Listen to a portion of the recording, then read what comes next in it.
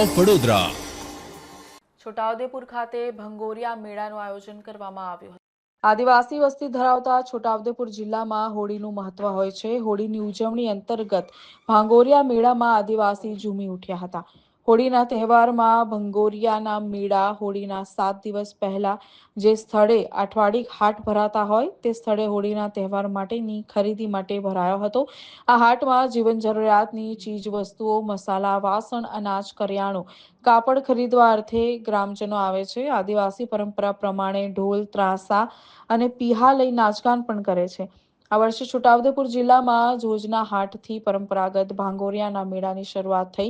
છોટાઉદેપુરના ભંગોરિયાના મેળામાં આદિવાસીઓ રામઢોલ સાથે ઝૂમી ઉઠ્યા હતા। છોટાઉદેપુર આસપાસના ગામની ટુકડીઓએ શનિવારના હાટ બજારમાં રામઢોલના તાલે ઝૂમી ઉઠી હતી।